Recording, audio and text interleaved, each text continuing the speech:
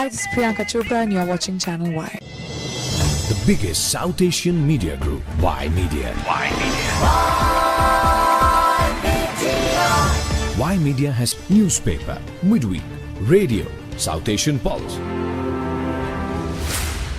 Hi, I'm Amitabh Bachchan and you're listening to South Asian Pulse. Hi, this is Amir Khan and you're listening to South Asian Pulse. अब हर दिन सुने GTA का #1 radio station FM 91.9. You are watching Channel Y. Channel Y.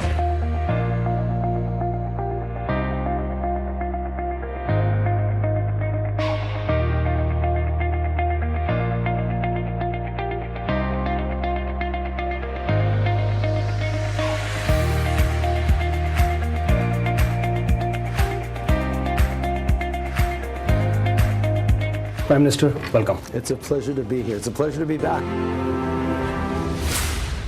Online, SouthAsianDaily.com. The biggest South Asian media group, Y Media.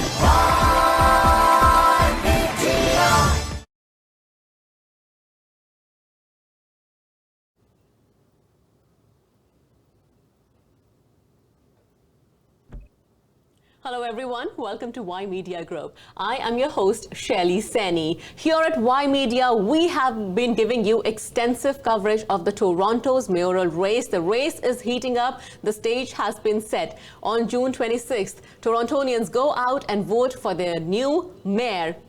Who is it going to be? More than 100 candidates have thrown their hat in the ring, and we have been talking to the Toronto's mayoral candidates to understand their campaign and their vision for the city better. And today I have with me Mr. SYED Jaffrey. He is a candidate for Toronto's mayoral race.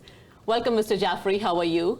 Good, great, awesome. Thank you. Hello, everyone. And I'm really glad to be here. I believe it's my 5th meeting with you guys. I've been running for different offices and I hope to win this one. This is a big one. And I really appreciate, you inviting me here. The pleasure is all ours. And you said it's a big one.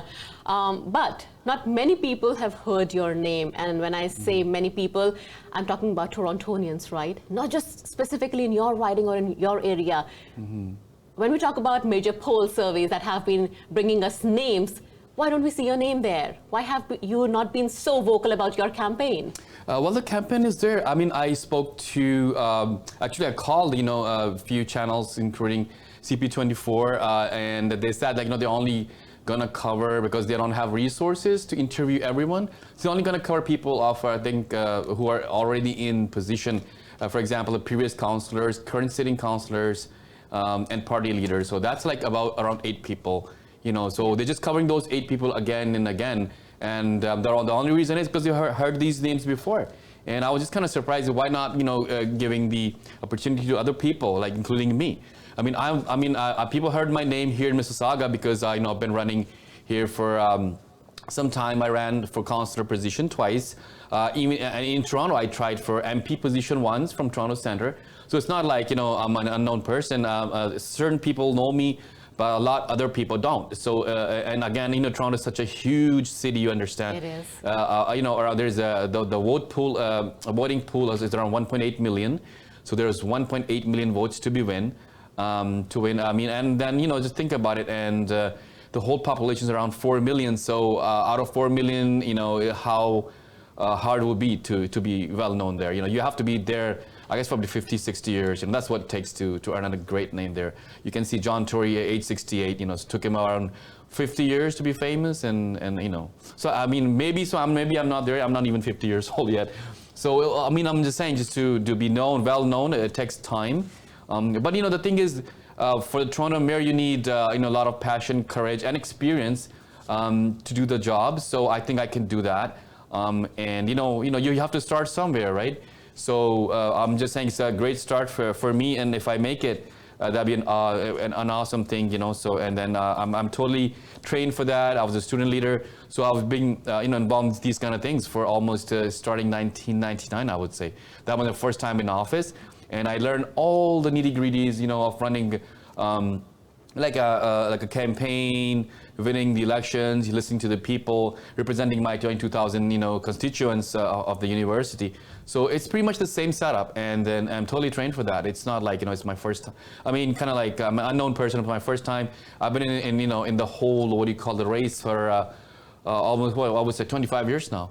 Yeah. So bringing the mixed experience from United States to Canada. So that's how it is basically. Well, the mixed experience definitely comes into play because we're talking about a melting pot of culture, Toronto. Correct. And you have set the ball rolling. Perfect. But it's interesting to note, you mentioned here that you approached mainstream media and they said they do not have budget. Here on Y Media, we make it sure that we talk to each and every candidate. We cover as many people as we can. And our audience here at Y Media, you get not just local, but national, international, sports, entertainment, all the coverage right here on Y Media. So let's learn more about you, Mr. Jaffrey. People would want to know, why should we vote for you?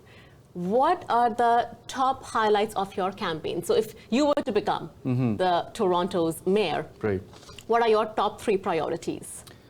I moved to Toronto in 2011. And then I lived there. I faced the problems other Torontonians are facing. So I know exactly what's needed. So what makes things move is the budget, the money, right? You have the money, you can do things. And you don't have the money, you can't even buy food, right? So what's needed there is safety and security for now. Safety and security, housing, these are the basic needs, right? So once you go beyond basics, then you start thinking about, different things, education, parks, culture, entertainment. So if you don't have the basic things, you won't be able to move ahead. So my main focus is the basics first. So in terms of basics, we have safety and security, right? And you have safety and security when you have the budget for it, policing, right? That comes into play. So a strong police, safety and security, then you start thinking about, okay, food and shelter, right? So the housing, aspect comes in. So I'm focusing a lot more safety and security and housing first. And then later comes in, you have let's say you have an issue, you come to me and say, hey, I have this zoning issue. That's specific to you. Nobody else, is dealing with that. So that's your number one concern, that, the zoning is bothering you in some way. What's going on? I have to look deep into it, right? Why the zoning is there first to begin with. What were the reasons, grandfathering, whatnot. So this really it gets down to the very specifics. So I'm up for solving anyone's specific problems, because you have to give perfect a lot of time to that aspect. So I'm just customized. I'm up for the customized solution for every Torontonian. So we can serve all the constituents, not just in general. Let's say, let's say if 10% people need housing, 10% people need food, 14% people need parks. So if you do one thing, you're depriving them of the other, right? So you have to customize your solution to everyone. So everyone is served, everyone is happy. You have to try, make everyone happy. That's my basic platform for now. All right, so you are moving ahead with a customized approach in your mind. Exactly. You mentioned housing, and of course, housing is a big concern right now for Torontonians, especially affordable housing. Great. To make things easier, from the provincial level, they're going to cut down on the development fees. What is your take on that? Do you support deducting the development fees, or do you not? For sure. I mean, cutting down on taxes or development fees is really good, because government takes a big chunk. If you even, let's say I'm going to go back to the United States, where there is less tax and there's a lot more business. So even big builders like Mattamy, they're moving their business to Mattamy. To moving their business to US. And then I checked into it because I'm also in the same industry. They have a big project going on in Houston, and they're just moving slowly, siphoning their business from Canada to US, because there's less tax, more money to be made. So we have to, keep these people here. And when we, reducing the tax and, the fees, that's what keeps them here. So we really need that, and that's really needed. And maybe that's why they saw that happening. That's why they did it. So it's a really good incentive, and that's what we need, and it's a good thing. So that makes things much easier for us, for the builder, and also for the the end the constituents, right? Who are basically taking the fruit from them. So it's really needed, and I think I commend it. I mean, it's a great thing to do. All right. So, okay. But then a lot of the cities have been saying that cutting down on the development taxes will kind of, affect their pockets. It's like taking money, digging money from their coffers, and which will going to affect services from the city that the city provides to the people. What is your take on that? So you have to have a like a fine balance, right? So I mean, they're cutting it down, but to how much? To what extent? You know, can they afford it? Is it 10% cut, 15% cut, 25% cut? So they sit down. They say, hey, you know, we can take a let's say 7% cut, but not beyond that, right? So you have to sit down and see, balance it out, right? So it's just a give and take, you know. That's how it is. That's how it works. So, you know, it's not like cutting the whole 90%. It's not going to work. You know, yeah, you have to provide services from the tax, right? So you have to see how much you can take, and then you have to give the builders some incentive. Otherwise, it will go away, right? So you will lose 100%. So you know, you rather get, let's say, 70% and you know, let the services go on rather than losing 100%. So you have to balance it out. So that's the how it works, and that's my take. So. You know, if city is saying, oh, it's too much, then okay, well you know, let's make the cut a little bit less, and then solve the problem. Sit down on the table, you know, communicate. So that's what it comes down to. Yeah. Absolutely. Okay. And you yourself mentioned that money is a big it's a big issue, thing, right? Yeah. Money takes things move. Yeah. So absolutely. Exactly. But to get things moving, you need money. Where do you get the money from? City is already in a deficit. Yeah. So money comes from the builders. Well, I can mention the names, few names where I live. I met the president of Tridal, Mr. Ricci. Amazing. I mean, so he's a big guy who can, you know, makes big decisions because he's taking care of $1 trillion, you know, industry there. You have a few towers there. Each tower is worth like $1-2 billion. So let's say if you have 50 towers, 50 Tridal building, that's almost like $1 trillion. So if it's $1 trillion, his investors $1 trillion is stuck there. You let me know what you think he has a say in making any decision, any city's decision, for sure. So these guys make big decisions. Say, hey, you know, we want this. Because, you know, we're bringing in $1 trillion of business, you know, we have a big chunk. You know, if we don't do this, you know, without us, you won't be able to survive. Because they're the lifelines, right? They're bringing in business, everything, you know, big amount of money. So if you have to convince them, you have to kind of cater to them and say, you know, please bring more business and let us know what you need. He's like, okay, well, you need, let's say, this much tax cut. And you say, oh, no, this is not going to work. So it's like, okay, what works? He's like, okay, I can maybe, okay, you know, decrease it to okay, this much, and you're like, okay, this works, you know. So you have to balance it out. You have to sit there, you know, say, okay, this is what you want, this is what we want. We have to, you know, maybe sometimes you have to agree to disagree, or sometimes you have to agree on like a gray area. So, you know, again, same thing, find balance. Find balance takes a lot of, you know, I mean, a lot of, what do you call, discussion, debates, you know, and so that's it boils down to, yeah, you have to sit on the table and, you know, say, hey, you know, let's make both parties happy. Right, and what's your take on the strong mayor power? I would say it depends what you mean by strong. I mean, I think mayor already had enough powers. Strong mayoral power as like a premier of Ontario might not be good, you know, depends. I mean, premier has, I think, a little bit higher power, just like the funding just came from him. I think some kind of, I think, what do you call, like a, you know, statement came from, hey, you know, I'm going to do this because he has the power. So if mayor has similar powers, then we don't need him, right? So I don't know, it's just kind of like creating maybe more conflict. So it might create conflict. So I'm just saying maybe a little bit more power, but not too much like mayoral powers. I think the ones we are discussing, like making like a decision-making power, anonymous, you know, autonomous decision-making power. Right. So again, we have to sit down, get approval from all the city councillors, and then, you know, stay the way we are. Because that's what the mayors are known for. They're like people servant, right? So if they got all the power, then they become like a, you know, like a tyrant or king, you know. And what if they're like, you know, I mean, shouldn't say that, but then maybe what if they're delusional, if they're not like feeling well a day and then make a wrong decision that could hurt someone. So we have to have a balance, you know. So again, like, you know, we have to have same process, you know, approval from the councillors, pre-meeting, post-meeting. That's how we used to, I used to run my office. We used to have pre-meetings to decide, okay, what issues we're gonna touch, you know, what is the main issue, can we do, you know, like a meeting before that and solve it, you know, before it going to the main public meeting. So we save time, right, if it's a simple process. But if public needs to be there, then, you know, we hold a public meeting. Takes more time. Instead of 2 months, takes about 6 months.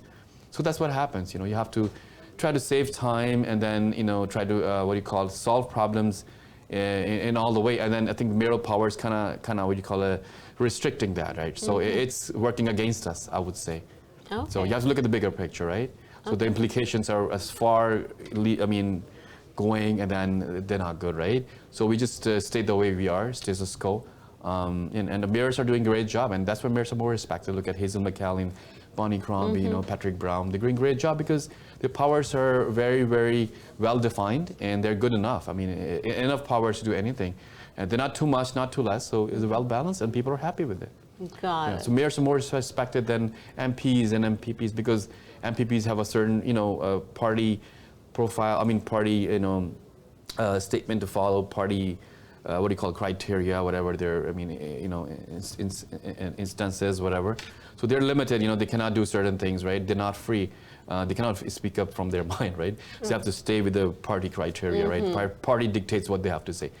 Technically, they're kind of like captive, So I mean, that's how it is, right? So because if you represent a Liberal Party, you have to follow their protocol. I mean, if you're with PC Party, you have to follow their criteria. So you're stuck. You're like, hey, I want to, let's say raise voice against this, but the party says no, right? So you're not happy. And if you're a mayor, hey, you're representing your people. And whatever you say it comes from the people, so it's amazing. But at the same time, yes, it's a non-partisan position, Exactly. but you have to maintain relationships with the provincial and the federal government. Right. How will you do that? So let's say right now our federal government is liberal and then provincial is conservative. So but when it comes to, let's say, any regulation, it's not like it doesn't have a party effect on it. So let's say if I need let's say $17 million for my highway, it goes through, let's say, Brampton. I'm going to say, hey, I'm affiliated with PC Party, so give me funding, make it easier for me. It doesn't work like that. If I need funding, I'm going to say, I have 37,000 constituents, and we demand this highway, and then we need let's say $17 million funding from the province. Doesn't matter who you are. The Premier of Ontario should give us that funding, no matter he's from Liberal Party or not, And if he says, hey, you know what, if you join our party, we'll make it easier, or like we'll make it happen, then I would say, okay, let me think, that's a different thing. Like giving me, let's say, an incentive, which is just trying to capitalize on it. So let's say if they give Patrick Brown, let's say if he's affiliated with the PC Party, they get it approved. If he's not affiliated with the PC Party, they're not going to approve it, right? So, and I think fortunately, in a real scenario, we can see Patrick Brown was affiliated with PC Party, right?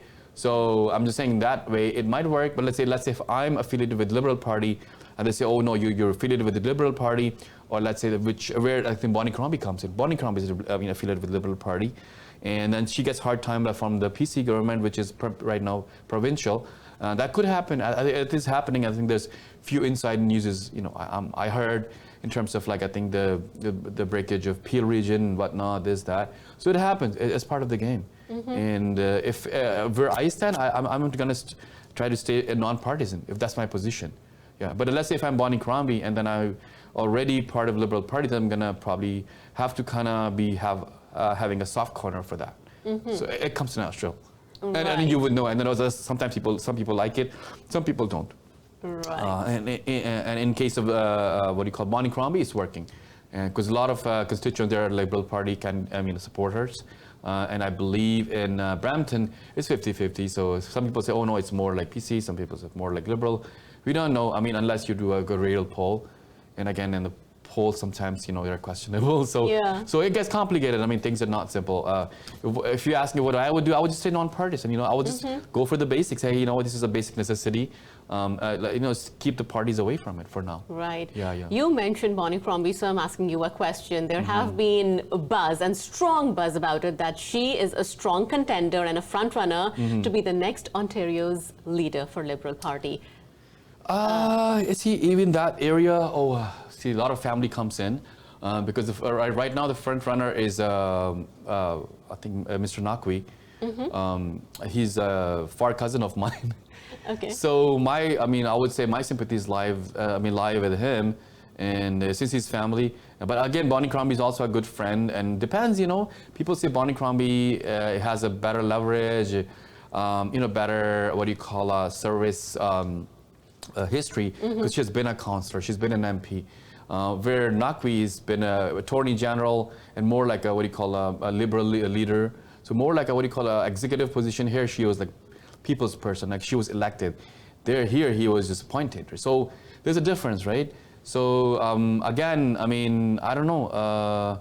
And you're saying if she comes in, you're asking like what is my take on it? Or what's my opinion? Do you think of the names that are coming out that she can be the one? It looks like she looks strong, but we don't know. Sometimes again, also like party calls. Right. Okay, we want you to do this. So the party dictation also matters. Yeah, if party dictates, you stand down. We want Naqvi to become premier. Nobody would know, and he would. He would be the only contender, and the people who vote for me would have no choice. So a lot of decisions are made under closed rooms. Right. And then what we hear is like only a bit and pieces, So that's how things work. Again, that's how I told you. There's pre-meetings, there's post-meetings, and there's party decisions, party policies, right? So that's where we get stuck. Right, and coming back to the Toronto's mayoral race, who do you think is the top contender? Like all the polls recently have been telling us it's Olivia Chow, who is now actually leading. The gap she's been increasing.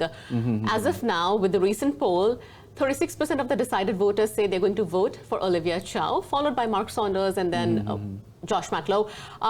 Who do you think is out there?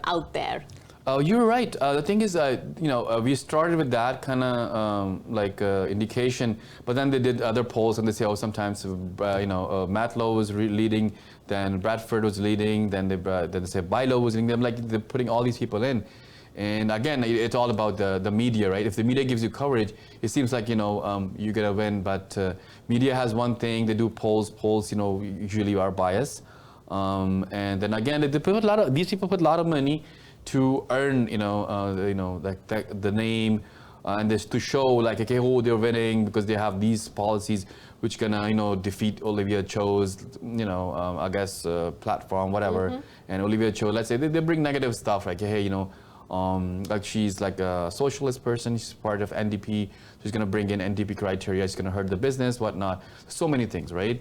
So sometimes it matters, sometimes it doesn't. So let's say if she follows her party criteria, then she could go wrong in certain areas. But then she say, okay, I'm a mayor. At this time, I'm coming as non-partisan, even though my husband's affiliation were NDP. But here, I'm not endorsing those, and I'm not I'm not going to dictate here because the position is not that, right? It's not an MPP position like she used to be an MPP or MP position, or not even like a prime minister's position. So this position is separate from that, but again, you can see that she has the stamp of NDP. So that's why people kind of, will misconstrue the idea that she's going to bring socialist ideas, increase taxes on businesses. It's going to hurt the economy and whatnot. So that's where I think, other people like, I would say, I don't know, Bilo, Bradford, Matt Lowe, and even Ford's, I think, nephew, Matt Lowe, he might say, oh, you know what, I'm going to be the good person because my uncle is doing a great job, we're going to work in concert and, support the business, as you can see. So it could go anyway. Again, if they spend more money, instead of $1 million, they spend less than $1 billion, which is not allowed. They can win the what do you call the vote according to the media, because they're going to, like, to bombard the media with the ads, and then they could. But then again, in reality, as you can see, 8 years ago, Olivia Cho was number 2, second in run. So usually, usually people look at the history and they say that might, if everything goes well, then that's what it seems like. Yeah, but you never know. In 8 years, I don't know what. There's new citizens have come in. Diaspora has changed, right? And I'm not sure if people are okay with that, and so only time will tell. Time will tell, and times have changed. The diaspora has changed, and to my audience, maybe some of you, when you heard of the name SYED Jaffrey, you thought of a different face, a familiar actor's face. And I was talking to Mr. SYED Jaffrey right here sitting with me, and he told me, well, there is a connection, and he gave me the dots. Right. And you can connect the dots yourself. If you can give us a background of your family and how you, SYED Jaffrey, and the SYED Jaffrey are connected. Yeah, so I would say we are not like what do you call, like a blood relatives, or I mean we are, but it's a big family, right? So I think the Jaffrey family came in with the Mughals, right, about around 700, 800 years ago. So different Jaffreys are in different cities. There's a Muradabad Jaffreys, there's Agra Jaffreys, there's Lucknow Jaffreys, and they're everywhere. And when it comes to Lucknow Jaffrey, that's where our family comes in. So I think 3 big figures are there. I think the actor Javed Jaffrey, then actor SYED Jaffrey, and the poet Ali Sardar Jaffrey. We are all family. So Ali Sardar Jaffrey is direct, I think his first cousin with my grandma. But then SYED Jaffrey is like far family because he's from a, I think, different city. And then we probably like 25th cousins or whatever. Where's my 25th cousin, you know, like through, I guess, 25 generations. We pretty much connected. But again, with Javed Jaffrey, I'm pretty sure we have like some kind of connection. It's just that we have to sit down and, you know, converse, right? And I mean, I haven't seen him in person, but then I know because he's in the same city, same family. And then I'm like, okay, somehow someone is either married to his family. There's some relation. Okay. Yeah, and given it's the last name, it's, you know, we come from, I guess, a similar background. I think we are, I'm not sure, Jaffrey, Arabs, okay. Turkish Arabs, you know, they mixed in and then came through, I guess, different times. And that's how it is, yeah. So that's pretty much it, yeah. Yeah, well, I took the liberty here to shift gears on this interview because I just felt that the family lineage is so rich and so versatile that even the people need to know that if they go out there on June 26th and vote for SYED Jaffrey, who he is beyond a politician. And before we wrap up this interview, would you like to speak with the audience yourself and give a strong message as to why they should go out there and vote for you? Okay. Yeah, so I would say, you know, the diversity I bring, it's amazing, and that's what Toronto basically is depicting right now. The population is so diverse, and we're focusing on inclusion and diversity, you know, regulation. And I was like, okay, that's where I come in, and I bring, you know, inclusion of different aspects, you know, like a, what do you call it, like a multiple, you know, really interesting aspects like culture, you know, different bylaws, and then maybe science, because I'm a, you know, I was a trained scientist. You know, I did molecular genetics research for Alzheimer's research when, you know, I was in my 20s. Then I started medical school, and then I moved here. I became a land developer, realtor, whatnot, you know, all kind of. Then I got into politics because I was a student leader at the same time, and I was, you know, in undergrad. So yeah, that's what I bring. And then I happen to be from South Asia. So going back to my lineage, I'm like, who am I? So I searched, and I saw these great people, Ali Sardar Jaffrey, you know, SYED Jaffrey, the actor. They're like, okay, hey, you know what? If I belong to such a famous family, why don't I try my, you know, luck here next to Hollywood? Because I was, you know, educated there at UCLA. So Hollywood is right there, like, you know, 2 kilometers. So I went there. I got my first job as a Cornerstone Theater Company of Los Angeles. So I was doing a small role of FBI agent. And Omi Waidia happens to be my neighbor. So we were working together. That's where I met Omi Waidia, you know, the 3-idiot guy. Yes. Yeah, so we got connected. Then I got a job offer as a research scientist at UCLA lab, neurogenetics lab, a month later. So my first job was as a, I will say, a theater actor with Omi Waidia. We had a great time. Other actors were there, Shishir Kurup and Iqbal Taiba. He's a side actor there in Los Angeles, very famous guy. I guess people who have seen the shows, they probably know him. So that was my first job, and then you know, I just got involved there, and then I was like, hey, I have such a great experience to share. And then you want someone who has been almost everyone, you know, an actor, a scientist, an engineer, a politician. That's who you need, right? Because that's the person who can solve your problems. Let's say if a little kid comes to me and says, hey, you know, I want my park, you know, I like parks, I want these things to be there, and then how are you going to communicate with them? You have to be at the same level. You have to understand, you know, children's psychology, right? You have to understand senior people, seniors' problem, right? And how would you understand unless you study that? You have to study psychology. You have to study medicine. You have to be there, and you know, and you have to understand their pain. So that's where I come in. I bring all kinds of experiences, diversity, and I don't see any other person who is as diverse as me. So that's my message to the people. And then, you know, cherish me, and then, you know, because you're from South Asia. South Asia is such a, what do you call it? It's called a subcontinent because it's like continent itself, right? Yes. And we're bringing so much culture and talent to the world. And if you can see, England is ruled by South Asians. You know, Kamala Harris, the Vice President of the United States, she's from South Asia.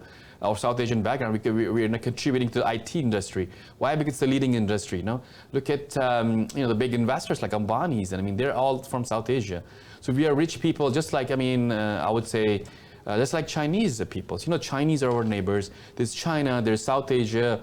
We have to, you know, hold our hands together and, you know, work for, you know, our diverse city like Toronto or Canada. And so the diversity makes things happen. And then, if you vote in a diverse person, you'll be the winner because, you're bringing all kinds of rich things which you never thought about, rich experience and whatnot and expertise, right? So, and that's what you need. You need somebody like me, and if not today, maybe later. So, sooner the better. That's my message. Thank you very much. Well, thank you so much for talking to us. I appreciate your time. Yeah. Appreciate it, and I appreciate you inviting me the 5th time, and your commitment with me and appreciation as well. Thank you so much. We wish you all the best. Okay, thank you, Shelly. With this, it's a wrap on our special interview, but the news and views continue on Y Media Group, so you stay tuned with us. Thanks for watching. Hi, this is Priyanka Chopra and you're watching Channel Y. The biggest South Asian media group, Y Media. Y Media has newspaper, midweek, radio, South Asian Pulse. Hi, I'm Amitabh Bachchan, and you're listening to South Asian Pulse. Hi, this is Amir Khan and you're listening to South Asian Pulse. अब हर दिन सुने GTA का number 1 radio station FM 91.9। You are watching Channel Y. Channel Y.